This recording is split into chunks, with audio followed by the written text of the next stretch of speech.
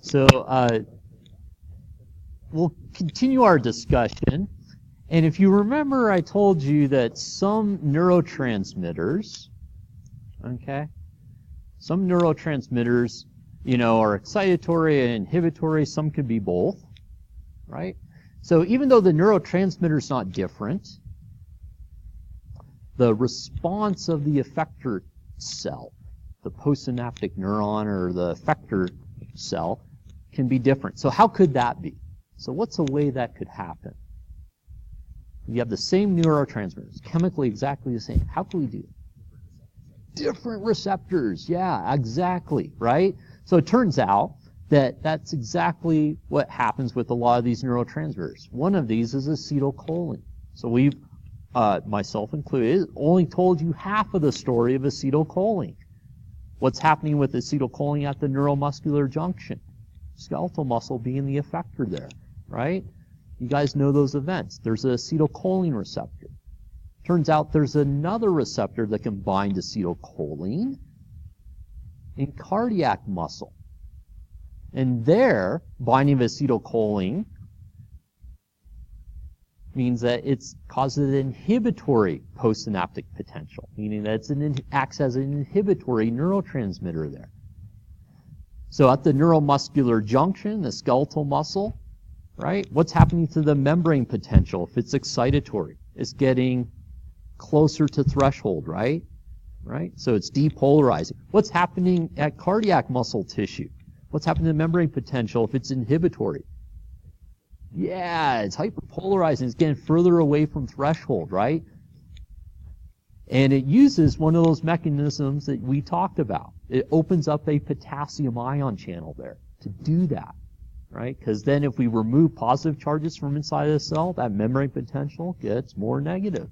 So that's the kind of the quick, discussion of what ends up happening. There's two, different receptors for acetylcholine. And it turns out for a lot of neurotransmitters, there's two or more receptors for them. All right, so here we're not going into level details. People spend years understanding just how a single receptor works, let alone multiple receptors for the same neurotransmitter, right? People make entire careers about it. We're not going to go into that level of detail, so we're just going to hit the highlights. All right, so you guys know kind of what's going on here. Acetylcholine at the neuromuscular junction opens sodium ion channels. And remember, the opening of this channel happens when the ligand or the chemical binds, acetylcholine. So it's very direct. And we're going to talk about something that's indirect, another really common type of receptor, in just a second. Okay? So opening sodium ion channels causes depolarization, meaning that the membrane potential gets closer to threshold, right? Making it more likely that an action potential is going to occur. Now, here at the cardiac muscle, right, we're going to have potassium ion channels open, except the receptor that's going to be doing this, all right, there's a few steps removed from when those potassium ion channels open. So we say it's indirect. So here, the acetylcholine binds to the receptor, and then we're going to have a series of events that leads to eventually the potassium ion channel opening. Okay? That's what I'm saying when I say indirect. It's not like the acetylcholine receptor at the skeletal muscle, where the binding of that neurotransmitter directly causes the channel to open. All right? Okay. Everybody with me on that? All right. And so here, potassium ion channels opening, meaning that the membrane potential gets more negative, making it less likely for an action potential to fire. All right, so ligand-gated ion channels are fairly direct, right? So the acetylcholine binds to the acetylcholine receptor, which is a ligand-gated ion channel. It opens, allows ions to go down their concentration gradient. In this case, we're going to get more sodium going into the cell, right, causing depolarization, and more likely that we're going to get an action potential.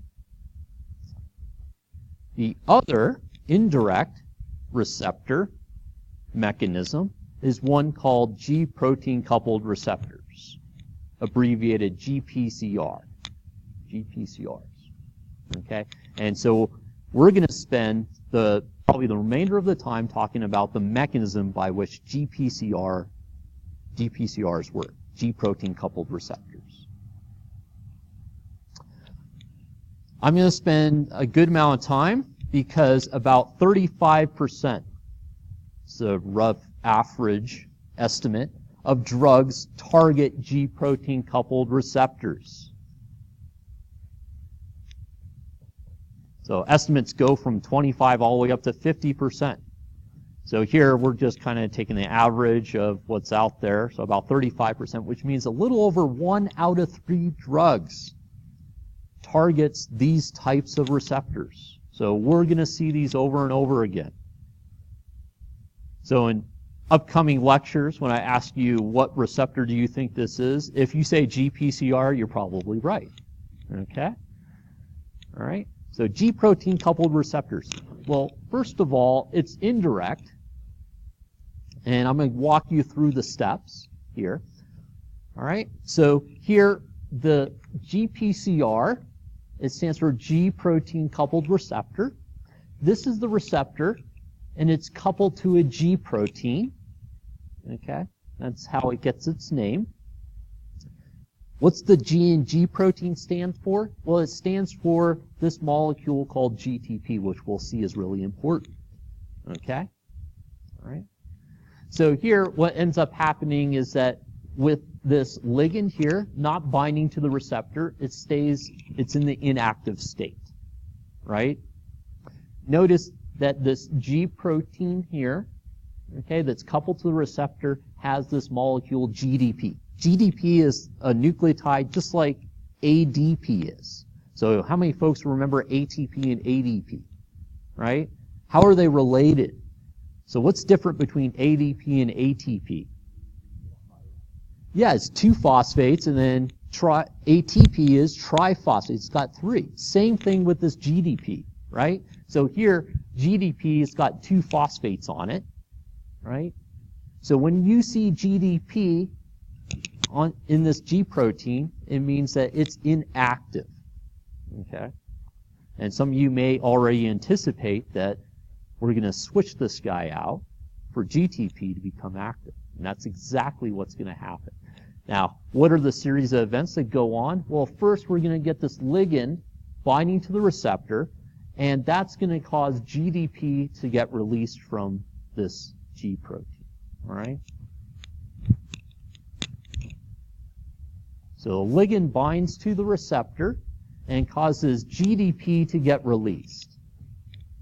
Now, what can happen is that GTP can get loaded into that G protein, right? It's got a vacant spot for it, right? Okay? So here, once that GTP gets loaded into that G protein, right, then we say that it's active, right? So here, let me just run through the series of events again. This ligand binds to the receptor that causes GDP to be released, okay? And then GTP gets loaded into that G protein. That G protein now is activated. So how can you tell the difference between an inactive and an active form of this G protein? What are you looking for? Looking for a T. Yeah. So T tells me that it's what? Active or inactive? Active, right? So GTP's activated, GDP inactive, right? What's the ultimate starting event that causes it to go from inactive to active? Thought I heard it. Ligand binding, right? Absolutely. It's this ligand binding here. It sets this whole series of events in action, right? Everybody with me so far? Okay? The story doesn't end there. What does this active G protein do? Well, it does a whole bunch of things in the cell. All right? And how does it do that? Well, it makes something called a second messenger inside of the cell. What was the first messenger? This guy, right?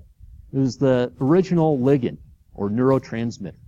If you want to think about acetylcholine, you can think about it as that. That was the first messenger. So now, this activated G protein, that's got GTP, it's going to somehow initiate making or releasing a second messenger. Okay? So here, the second messengers, they cause signal amplification because we're going to make a whole bunch of them from just one, say, initial messenger, first messenger, right? Okay? So what are some examples? Cyclic AMP is one example, and calcium's another, second messenger. All right, so let me just show you what's going to happen. So here we get our GTP-loaded G protein. It's going to go to this enzyme, right? So how do I know it's an enzyme? What am I looking for? ACE, yeah, it's adenylate cyclase. What does this enzyme do? Well, once it's active, it takes ATP and it makes this molecule, which is not called CAMP. It's called cyclic AMP. All right? Cyclic AMP is a really important second messenger. As long as this enzyme's active, it's doing this. Right? So it's making cyclic AMP. So if we just get one first messenger, we can make a whole bunch of second messengers. That's the signal amplification that I'm talking about. All right? What does cyclic AMP do? Oh, it does a lot of things. It can activate genes, turn off genes. It can activate proteins, turns off proteins. It can open channels. So here, one of the things that's going to be important for us is that cyclic AMP is going to be important for opening channels. Now, if you remember back, we talked about resetting systems. We have to reset the system, don't we? Right? Because if we don't reset the system, it's going to be constantly sending the signal out, right? So here, how do we reset the system? Well, how do we make this G protein go from active to inactive? What are we going to do? What do you think? Yeah, so we're going to swap out GTP for GDP. And it turns out this protein does it by itself.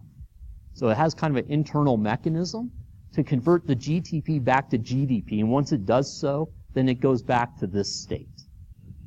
Okay? So it kind of has an internal timer on it. All right? Everybody kind of understand what's going on here? Right? So these series of events are really important to know because we're going to run into GPCRs over and over again. So here, just another view of what I talked about. This time we're going to put in a little bit more of what cyclic AMP does. So once again, we get our ligand binding to the receptor, which causes GDP to be released. GTP gets loaded, meaning that we have an active G protein, which can activate adenylate cyclase, which makes cyclic AMP from ATP. Cyclic AMP does a whole host of things. Turns genes on, turns them off, activates other proteins. But one of the things that's really important for us is that it can cause channels to open. So in cardiac muscle, right, there's a G protein coupled receptor for acetylcholine that goes through this process, and then eventually that potassium ion channel is going to open. Potassium ion channel opens. What is that doing to the membrane potential? Is it depolarizing or hyperpolarizing? So potassium's leaving the cell, meaning that we're taking positive charges out, which means that we're making that membrane potential more negative, right? Okay, does that make sense to folks? Right? So all we did is we kind of added this G protein coupled receptor series of events here, right? Okay, so you're going to want to kind of go through this and take a look at these events and get comfortable with them. I think the biggest mistake students make is they try to understand everything too quickly. So just take each event one at a time.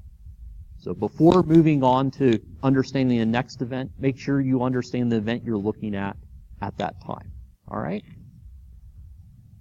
All right. So here, GPCRs, like I said, they're they're throughout the body. We're going to run into them over and over again. Acetylcholine at the cardiac and smooth muscle, right, activates GPCRs. Norepinephrine at cardiac muscle also activates GPCRs, acts through GPCRs. All right? And so we'll see GPCRs over and over again. Okay? So getting comfortable with kind of how they function is really important. And like I said, there's a lot of pharmaceuticals that target them. All right? So here's kind of the series of events.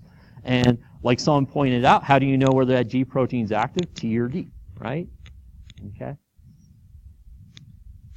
All right, so here a neurotransmitter binds the receptor with the G protein attached to it. So you can think about this at cardiac muscle. It's going to activate the G protein. What does that mean? Is that GTP or GDP loaded? GTP, right? Then we're going to produce second messengers. So here, cyclic AMP. There's another one called cyclic GMP, and then calcium. Second messengers do a whole host of things. Important thing at cardiac muscle is that they open potassium ion channels, right? Okay. So this is a last bit here. So neurotransmission systems. So there's kind of this trend going on for a while to try to get a handle on the complexity of neurotransmitters and all the different receptors they talk to. And so here we can talk about them as a system, the receptor and the neurotransmitter kind of together. And so here, you know, when we talk about acetylcholine, we can call that a cholinergic system. But we have to be more specific. Are we talking about the acetylcholine in the skeletal muscle or acetylcholine at cardiac muscle, right? So we can say cholinergic signaling at the neuromuscular junction. And when people know what you're talking about acetylcholine as a neurotransmitter, and that we're looking at direct activation, you know, of the receptor, right? Opening of the channel, right? If we're talking about cholinergic signaling at cardiac muscle, now you know that we're talking about acetylcholine and then that GPCR there in the cardiac muscle, which is going to be inhibitory, right? Okay. So there's certain terms out there that you may run into if you continue on in the health field, and so I'm just trying to provide you guys with some ability to navigate those terms. All right? Okay. So we're going to stop there, and then we're going to pick up with looking at some of these specific neurotransmitters and what they do, starting on to functional classification. All right? So be sure, you know, to complete the lecture quiz and gather your resources for referring to, you know, some of the questions. So gather your textbook and stuff like that before starting the quiz. All right? Have a great rest of the week and weekend. I'll see you all next week.